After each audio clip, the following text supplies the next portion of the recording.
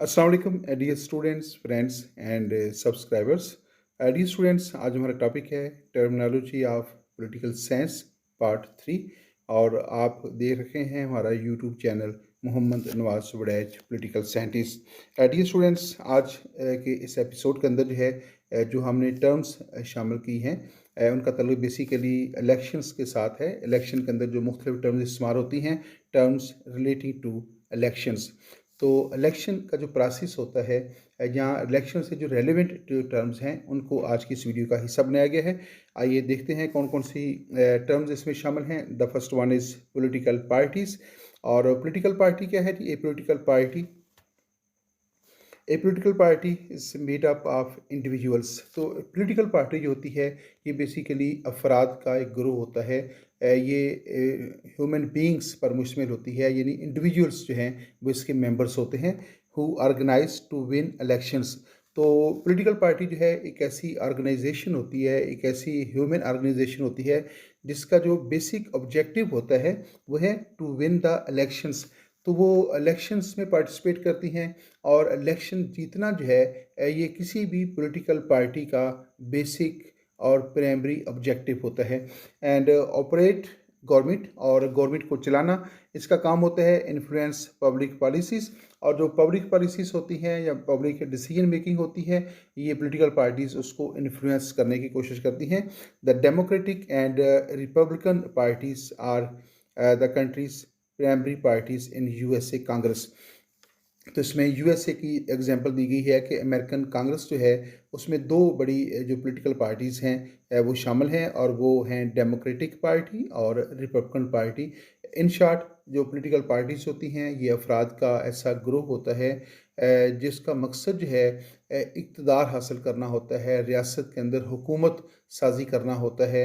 और ऐसी political party जो इलेक्शन जीत जाती है वो हुकूमत साजी करती है, और जो पॉलिटिकल पार्टी हार जाती है वो एक डेमोक्रेटिक सिस्टम के अंदर अपोजिशन का रोल जो है वो अदा करती है।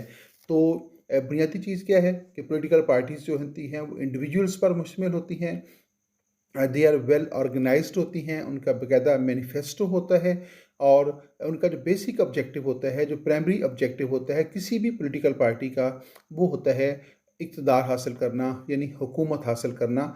तो ऐसी कोई ऑर्गेनाइजेशन जो जो ये कहती है कि हमारा मकसद इक़्तिदार हासिल करना नहीं है या हुकूमत हासिल करना नहीं है, उसको हम पॉलिटिकल पार्टी नहीं कह सकते। तो पॉलिटिकल पार्टी का जो बेसिक ऑब्जेक्टिव होता है वो थ्रू इलेक्शन जो है वो हुकूमत तक रसाई हासिल करने की कोशिश करती है। तो ऐसी ऑर्गेनाइजेशंस जिसका बेसिक ऑब्जेक्टिव इक़्तिदार हासिल करना हो, हुकूमत हासिल करना हो, हुकूमत की फॉर्मेशन करना हो, तो वो जो ऑर्गेनाइजेशन होगी उसको हम पॉलिटिकल पार्टी कहेंगे जी। नेक्स्ट हमारे पास है पॉलिटिकल और पॉलिटिकल।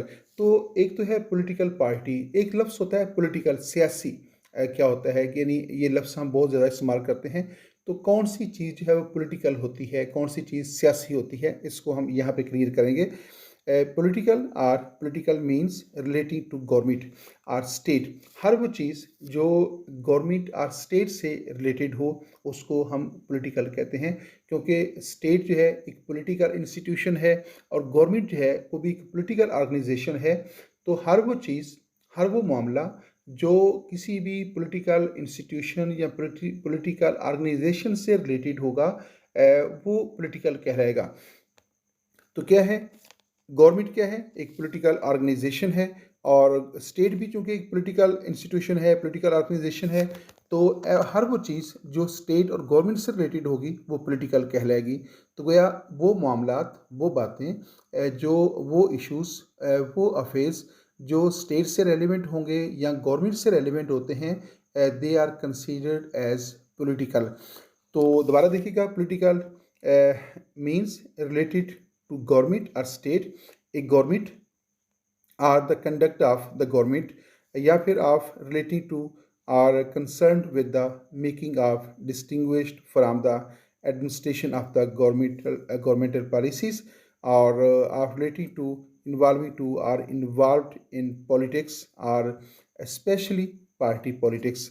तो क्या है, जो बहुत सिंपल सी डेफिनेशन है, यानी पॉलिटिक्स क्या मतलब होता है, पॉलिटिकल का क्या मतलब होता है। पॉलिटिकल का मतलब है related to the state, related to the government, या related to the political parties, या related to the political decision makings. तो ये सारी चीज़ें जो हैं जिनका तल्लक रियासत के साथ होता है, हुकूमत के साथ होता है, पॉलिटिकल पार्टीज़ के साथ होता है, स्टेट अफेयर्स के साथ होता है, गवर्नमेंटल ऑर्गेनाइजेशंस के साथ होता है, वो सारी चीज़ें जो हैं वो पॉलिटिकल कंसीडर की जाती हैं। आइए नेक्स्ट पॉइंट की तरफ चलते हैं।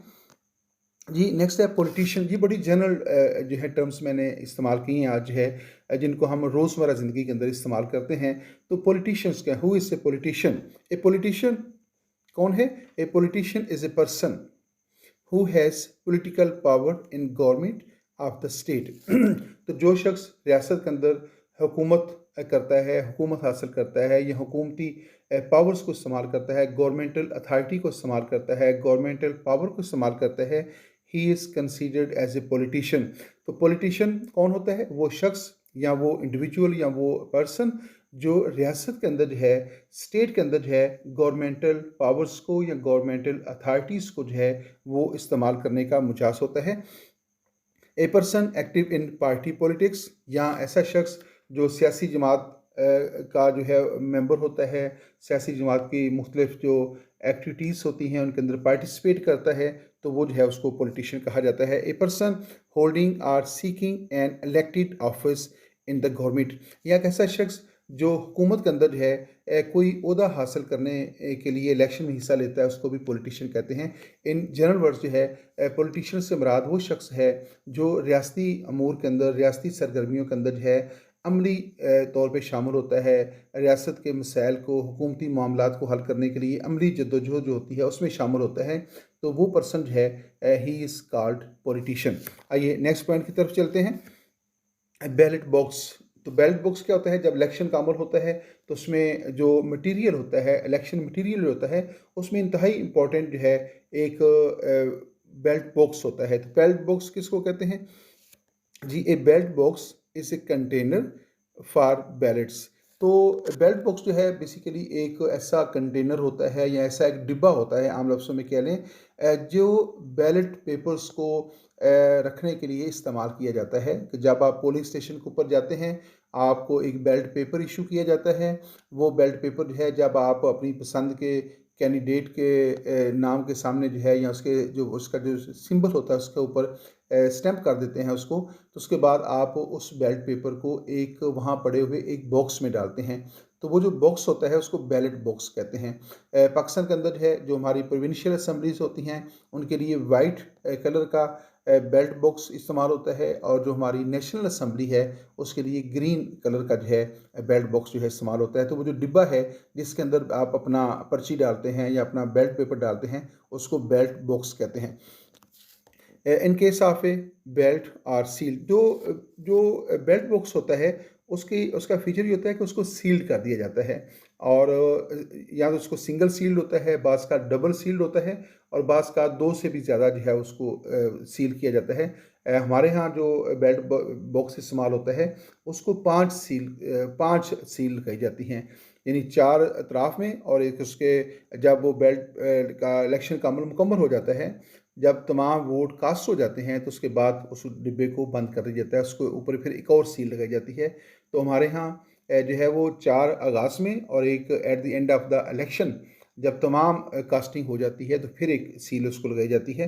तो 5 मुख्तलिफ नौइयत की सील लगाई जाती हैं, और हर सील का एक सीक्रेट कोड नंबर होता है, ताकि उसमें कोई शख्स जो है वो हेरा फेरी ना कर सके। जी आगे चलिएगा। Ballot boxes are used for the deposit of votes, ballot papers are marked ballots. एक ही बात है, votes ballot papers are marked ballots.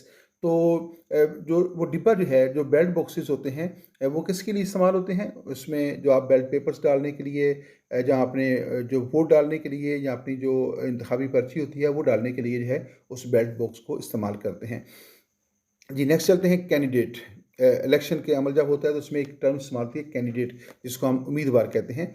तो कैंडिडेट क्या है? A person who is running for an elected office or legislature. तो candidate से मुराद वो शख्स होता है जो किसी भी लेजिस्लेचर का मेंबर बनने के लिए जो है उसके इंतखाबी अमल में हिस्सा लेता है। तो उम्मीदवार से मुराद वो शख्स है जो किसी भी इलेक्टेड ऑफिस के लिए या किसी भी लेजिस्लेचर का मेंबर बनने के लिए जो है इंतखाबात में हिस्सा लेता है। That person is considered as candidate, तो उसको हम उम्मीदवार कहते हैं। एक इंतखाबी हल्के के अंदर जो है बहुत सारे लोग जो हैं वो कैंडिडेट हो सकते हैं, 2, 4, 5, इसकी कोई ऐसा लिमिट मुकर्रर नहीं होती। तो जिस कैंडिडेट को जो है ज़्यादा वोट मिलते हैं उसको जो है वो कामयाब डिक्लेयर कर दिया जाता है। आइए नेक्स्ट पॉइंट की तरफ चलते हैं। जी, तो नेक्स्ट पॉइंट हमारे पास है कांग्रेस। इसका तल्लुक अमेरिकन पॉलिटिकल सिस्टम के साथ है। ये अमेरिका की जो लेजिस्लेचर है उसका नाम है Congress. The USA Congress which makes the country's laws. तो जो यूएसए कांग्रेस है, कांग्रेस बेसिकली क्या है, अमेरिकन लेजिस्लेचर। तो दुनिया भर में जितने भी पॉलिटिकल सिस्टम हैं उनमें जो लेजिस्लेचर होती है उसका बेसिक काम जो होता है वो लॉ मेकिंग होता है, और या कॉन्स्टिट्यूशन के अंदर जो है अमेंडमेंट करना होता है। तो लॉ मेकिंग जो होता है वो किसी भी लेजिस्लेचर का बेसिक जो है वो फंक्शन होता है। तो अमेरिकन जो लेजिस्लेचर है उसका नाम है कांग्रेस। इस तरह पाकिस्तान, इंडिया की जो लेजिस्लेचर्स हैं उनका नाम पार्लियामेंट है, और ब्रिटिश जो लेजिस्लेचर है उसका नाम भी पार्लियामेंट है। आइए देखते हैं कि जो अमेरिकन जो कांग्रेस है, जो अमेरिकन लेजिस्लेचर है जिसका नाम कांग्रेस है, that is divided into senate and house of representatives. तो अमेरिकन कांग्रेस जो है उसके दो हाउसेस हैं, यानी वो बाई कैमरल है। एक उसका जो है अपर हाउस जो है that is called senate, and the lower house of the American congress is called house of representatives. और there are 100 senators, 2 from each states. तो अमेरिकन जो सेनेट है उसके जो टोटल मेंबर्स हैं उनकी तादाद है 100, और अमेरिका के जो कि 50 स्टेट्स हैं, यानी उसके जो फेडरेटिंग यूनिट्स हैं वो 50 हैं। हर फेडरेटिंग यूनिट से, यानी हर अमेरिकन जो स्टेट है उससे 2 जो है वो सेनेटर्स का चुनाव किया जाता है। तो इस तरह अमेरिकन जो सेनेट है उसके जो टोटल मेंबर्स हैं उनकी तादाद बनती है 100 है। And 435 members of the house of representatives. House of representatives क्या है? Lower house of the American congress. और lower house of the American congress जो है जो कि हाउस ऑफ रिप्रेजेंटेटिव्स कहलाता है, उसके मेंबर्स की तादाद है 435। तो 435 मेंबर्स हैं। और जो अमेरिकन स्टेट्स हैं उन्हें सेनेट के अंदर जो है इक्वलिटी की बुनियाद के ऊपर जो है, इक्वल बेसिस के ऊपर जो है नुमाइंदगी दी जाती है। हर स्टेट को 2 मेंबर्स दिए जाते हैं, जबकि जो लोअर हाउस है उसके अंदर हर रियासत को उसकी पॉपुलेशन के अतबार से जो है नुमाइंदगी दी जाती है। यानी जिन रियासतों की आबादी ज़्यादा है हाउस ऑफ रिप्रेजेंटेटिव्स के अंदर उनकी नुमाइंदगी ज़्यादा होगी, और जिन रियासतों की आबादी कम है उनकी नुमाइंदगी भी कम होगी। तो क्या जी क्या कहते हैं जी, representatives are divided by the population among the states. तो with each state having at least 1 representatives. तो क्या है कि किसी रियासत की, हर रियासत को लोअर हाउस के अंदर आबादी के मुताबिक नुमाइंदगी दी जाती है। लेकिन वो कहता है कि किसी रियासत की आबादी चाहे कितनी ही कम क्यों ना हो, लेकिन उसको कम से कम एक नुमाइंदा उसका हाउस ऑफ रिप्रेजेंटेटिव्स के अंदर, यानी लोअर हाउस के अंदर एक नुमाइंदा ज़रूर होगा, चाहे उसकी आबादी कितनी ही कम क्यों ना हो। तो आइए नेक्स्ट पॉइंट की तरफ चलते हैं। Congressional district. कांग्रेशनल डिस्ट्रिक्ट से क्या मुराद है जी? An area within a state from which a member of the house of representatives is elected. तो यहाँ पे जो है मैं आपको थोड़ा सा क्लियर कर दूँ कि पाकिस्तान के अंदर जो है ये जो अमेरिकन सिस्टम के हवाले से बात की गई है कांग्रेशनल डिस्ट्रिक्ट, तो हमारे यहाँ इसको जो है वो कॉन्स्टिट्यूएंसी कहा जाता है। जी, कॉन्स्टिट्यूएंसी हल्का इंतखाब या इंतखाबी हल्का। तो इंतखाबी हल्का क्या होता है? एन एरिया, इंतखाबी हल्के से मुराद एक ऐसा इलाका होता है विद इन ए स्टेट, रियासत के अंदर, from which a member of the house of representatives. अगर पाकिस्तान की बात होगी तो नेशनल असम्बली है, अगर इंडिया की बात हो रही है तो लोकसभा यहाँ पे लिखेंगे, अगर बरतानिया की बात हो रही है तो फिर हम हाउस ऑफ कॉमन्स लिखेंगे। तो क्या है कि पाकिस्तान की अगर हम फ़र्ज़ करें बात करते हैं तो इंतखाबी हल्के से मुराद वो ख़ास किसी रियासत का वो इलाका है जहाँ से नेशनल असम्बली का एक मेंबर जो है वो मुंतखब किया जाता है। An area within the state from which a member of the house of representatives or national assembly और लोकसभा और हाउस ऑफ कॉमन्स, कोई भी आप जो है किसी भी मुल्क के लोअर हाउस का नाम ले सकते हैं, इज़ इलेक्टेड। तो एक मेंबर जो है जहाँ से वो मुंतखब होता है, तो वो एरिया जो है वो उसकी कॉन्स्टिट्यूंसी कहलाता है, हल्का इंतखाब कहलाता है। अमेरिकन सिस्टम के अंदर उसको कांग्रेशनल डिस्ट्रिक्ट का नाम जो है वो दिया जाता है। और नेक्स्ट है जी इंडिपेंडेंट कैंडिडेट्स। जब आप इलेक्शन का अमल देखते हैं तो उसमें जो मुख्तलिफ कैंडिडेट्स होते हैं, बाज़ कैंडिडेट्स होते हैं वो अपनी पार्टी के टिकट पे इलेक्शन लड़ रहे होते हैं, बाज़ जो है वो इंडिपेंडेंट कैंडिडेट्स होते हैं, यानी उनके नाम के साथ आज़ाद उम्मीदवार लिखा होता है, और बाज़ के नाम के साथ उनकी पार्टी का नाम लिखा होता है। तो इंडिपेंडेंट कैंडिडेट्स कौन होते हैं? And candidate in a non partisan election, ऐसा इलेक्शन जो गैर जमाती हो, जैसा कि पाकिस्तान के अंदर जो है 1985 के अंदर जो है जब ज़िया-उल-हक का दौर था, तो उसमें नॉन पार्टीजन इलेक्शन हुए थे, तो तमाम लोग जो हैं वो आज़ाद उम्मीदवार ही कंसीडर किए गए थे, क्योंकि वो अपनी पार्टी का, किसी भी पार्टी का जो है ना वो जो है फ्लैग इस्तेमाल कर सकते थे, ना वो किसी पार्टी का नाम इस्तेमाल कर सकते थे, ना किसी पार्टी का सिंबल इस्तेमाल कर सकते थे। तो क्या थे वो इंडिपेंडेंट के तौर पे, जहाँ पे नॉन पार्टीजन इलेक्शन होता है वहाँ पे हर मेंबर जो है वो इंडिपेंडेंट होता है।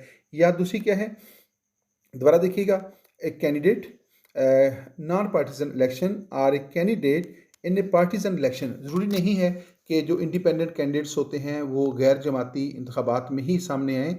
जब पार्टीसन इलेक्शन हो रहे होते हैं, यानी जमाती इलेक्शन हो रहे होते हैं, जिस तरह कि पाकिस्तान के अंदर तमाम इलेक्शन जो हैं वो सियासी जमातों की बुनियाद के ऊपर होते हैं, तो उसमें क्या होता है कि who is not the nominee of A political party. तो देखें, इलेक्शन के अंदर हर शख्स को जो है जो बेसिक कंडीशंस पूरी करता है वो इलेक्शन में हिस्सा ले सकता है, चाहे वो किसी पॉलिटिकल पार्टी का नुमाइंदा हो या वो किसी पार्टी का नुमाइंदा ना हो। तो ऐसे लोग जो किसी भी पॉलिटिकल पार्टी के नुमाइंदे ना हों और वो इनफरादी हैसियत से इलेक्शन में हिस्सा ले रखे हों, तो वो इंडिपेंडेंट कैंडिडेट्स कहलाते हैं।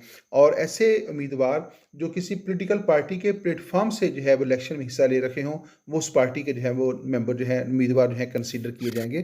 तो पाकिस्तान के अंदर जो है जब नेशनल असम्बली का इलेक्शन होता है, यहाँ जो प्रोविंशियल असम्बलीज़ हैं इलेक्शन होते हैं, वहाँ बहुत सारे लोग जो हैं वो इंडिपेंडेंट कैंडिडेट्स के तौर पे भी जो है वो इलेक्शन में हिस्सा लेते हैं। और नेक्स्ट पॉइंट की तरफ चलते हैं जी, इलेक्टोरल कॉलेज।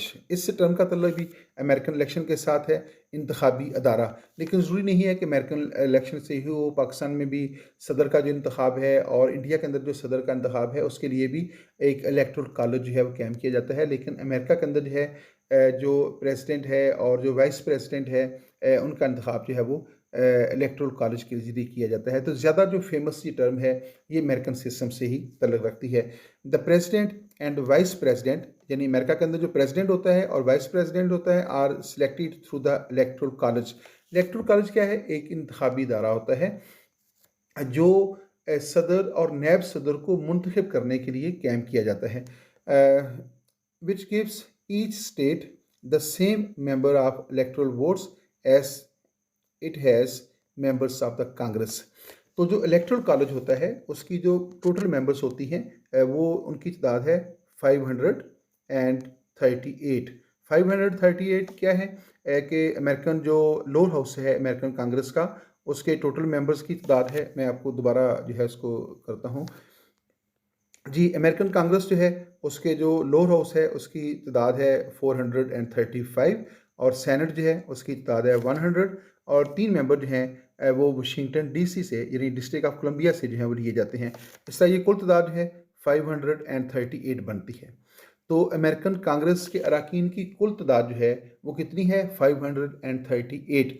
और इसी तादाद के बराबर जो है एक इलेक्टोरल कॉलेज जो है वो कैम किया जाता है। उस इलेक्टोरल कॉलेज के जो मेंबर्स होते हैं जब वो मुंतखब हो जाते हैं तो फिर वो अमेरिकन प्रेसिडेंट का और जो वाइस प्रेसिडेंट होता है उसका चुनाव करते हैं जी। आगे नेक्स्ट पॉइंट की तरफ चलते हैं। पोलिंग स्टेशन क्या होता है? Polling station or voting station. इन पोलिंग स्टेशन को वोटिंग स्टेशन भी कहते हैं और पोलिंग स्टेशन भी कहा जाता है। The voting booth or other place. तो पोलिंग स्टेशन क्या है? बेसिकली पोलिंग स्टेशन से मुराद वो जगह है जहाँ पे इलेक्शन का अमल होता है, जहाँ पे लोग जाकर वोट कास्ट करते हैं। तो उस मखसूस जगह को जो है जो किसी ख़ास इलाके के जो वोटर्स हैं उनके वोट डालने के लिए इस्तेमाल की जाती है, उस जगह को जो है पोलिंग स्टेशन या वोटिंग स्टेशन कहा जाता है।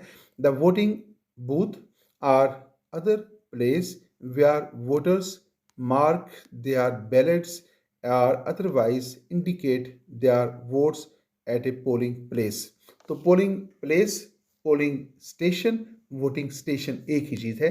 तो पोलिंग स्टेशन से मुराद वो जगह है जहाँ पे जो वोटर्स होते हैं वो अपने पसंद के उम्मीदवार को वोट कास्ट करते हैं और जो बैलेट पेपर होता है उसको मार्क करते हैं। फिर वो मखसूस जो बैलेट बॉक्सेस होते हैं उनमें वो जो है अपना बैलेट पेपर डालते हैं, वहाँ पे काउंटिंग होती है। तो वो मखसूस जगह जो होती है उसको पोलिंग स्टेशन कहा जाता है। ये बहुत जनरल टर्म्स हैं। और नेक्स्ट ये यहाँ पे इस वीडियो का इख्तिताम होता है कि मुख्तसर सी वीडियो थी और इसमें उन टर्म्स को लिया गया है जिनका तल्लक जो है वो इलेक्शन के प्रोसेस के साथ होता है, कि जब आप इलेक्शन का अमल हो रहा होता है तो ये टर्म्स जनरली हम इस्तेमाल कर रहे होते हैं। आप इस वीडियो के ऊपर अपनी ओपिनियन का इजहार ज़रूर कीजिएगा। आपकी ओपिनियन जो है हमारे लिए बड़ी काबिल एहतराम होती है, हम उसके मुंतज़िर होते हैं। इजाज़त दीजिएगा, कल किसी नई वीडियो के साथ आपके साथ हाज़िर होंगे। अल्लाह